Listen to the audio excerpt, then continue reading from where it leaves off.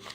All right, so I had not yet learned the measure of man's inhumanity to man, not to what limitless extent of wickedness he will go for the love of gain. That was a Solomon Northup quote. Can you talk to me about what you learned about man's willingness to gain anything, you know, in terms of a selfish pursuit? It's so fascinating to me in the film that you have these, that Solomon ends up on these 3 different plantations. And there is one of them, which is the Ford plantation, which is ostensibly like it has the feel that there's a slightly there's something more slightly genteel about it. You know, Ford is a man who understands that there's something morally wrong with what is going on. You know, he feels remorse at splitting Eliza from her children, even though he doesn't. He has a sense. He gives Solomon a gift of a violin. You know, he has a sense of knowing that these people are people.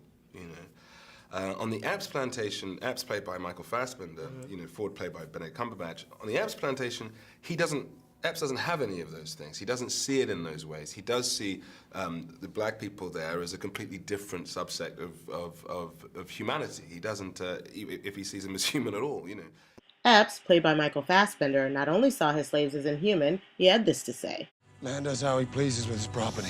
Damn you! He has this a totally kind of warped sense of the difference and the distinction. And the question is, how can somebody like Ford, you know, who knows what's going on, who has that kind of morality, how can he still continue to behave in this system?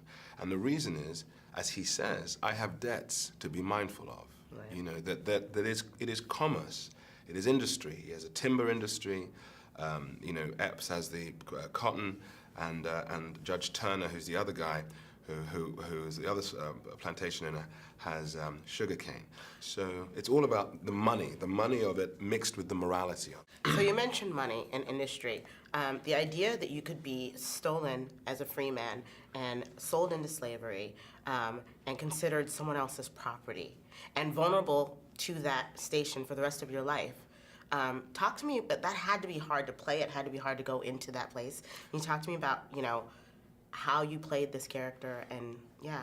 Well, I felt that it was just an extraordinary, you know, responsibility, you know, enough that it gave me pause initially, you know, before sort of diving into this project, because it was to try and tell the story of Solomon Northup was a huge responsibility to him, to his descendants, and also to the people who, you know, and to tell a story about slavery, you know, is to tell a story about the millions of people who experience this, especially since Solomon Northup's book comes from within the experience, you know, it's a voice from deep within the slave experience kind of calling out, you know, yeah. And I found that, you know, I felt the weight of that responsibility, and then in the process of doing it, once we started, once we were in, I felt the real privilege of that position and of being able to bring out this the story of this extraordinary man in this extraordinary time, surrounded by